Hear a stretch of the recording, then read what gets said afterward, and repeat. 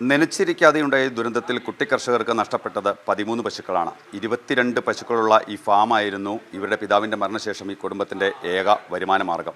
ഈ കുട്ടികൾ 3 പേരും അവരുടെ മാതാവുമായിരുന്നു ഈ ഫാമിലെ പശുക്കളെല്ലാം നോക്കി നടത്തിയിരുന്നത്. ആദ്യമെത്തിയത് ഈ PJ ജോസഫ് MLA നൽകിയ ഈ കരീന എന്ന പശുക്കളാണ്. അതിനുശേഷമാണ് CPM നൽകിയ 3 പശുക്കളും ഒപ്പം തന്നെ കത്തോലിക്ക കോൺഗ്രസ് നൽകിയ 1 പശുക്കളും ഈ ഫാമിലേക്ക് എത്തിയത്. തുടർന്ന് സിനിമാ മേഖലയിൽ നിന്നും സാമൂഹ്യ സാംസ്കാരിക മേഖലയിൽ നിന്നെല്ലാം നിരവധി സഹായങ്ങൾ അവർക്ക് എത്തിയിരുന്നു. ചലച്ചിത്ര താരം ജയറാം 5 ലക്ഷം രൂപ നൽകി. ഒപ്പം തന്നെ വ്യവസായി MA യൂസഫ് അലി 5 ലക്ഷം രൂപ നൽകി. പൃഥ്വിരാജ് 2 ലക്ഷം രൂപ നൽകി. അങ്ങനെ അറിയപ്പെടുന്നവരും അല്ലാത്തവരുമായ ഒട്ടനവധി ആളുകൾ ഇവർക്കുള്ള സഹായം വാഗ്ദാനം ചെയ്യുകയും ചെയ്തു. ഇതിന് പിന്നാലെയാണ് സംസ്ഥാന സർക്കാർ വാഗ്ദാനം ചെയ്ത 5 പശുക്കൾ കൂടി ഇന്ന് എത്തിയിരിക്കുന്നത്. ഇൻഷുറൻസ് പരിരക്ഷയോടുകൂടി 5 പശുക്കളെയാണ് ഇവിടേക്ക് എത്തിയിരിക്കുന്നത്. അങ്ങനെ ഇപ്പോൾ ഇവരുടെ തൊഴുത്തിൽ നിറയെ പശുക്കൾ എത്തിയിരിക്കുന്നു. മാത്യു ഇപ്പോൾ നമ്മോടൊപ്പം ചേരുന്നുണ്ട്. മാത്യു, സന്തോഷമായോ?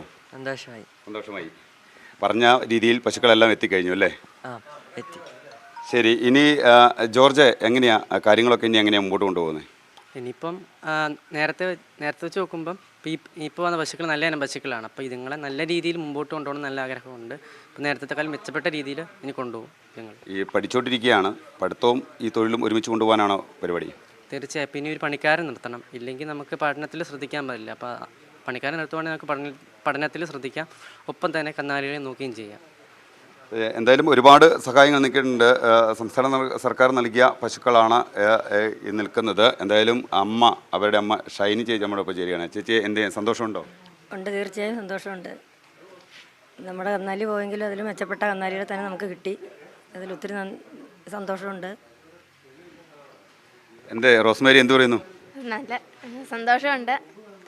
ഇത്രയും പശുക്കളെ പോയതിൽ, പക്ഷെ പോയതിൻ്റെ വിഷമം വേറെ ഒന്ന്, പിന്നെ ഇതിനെ കിട്ടിയ സന്തോഷമുണ്ട്.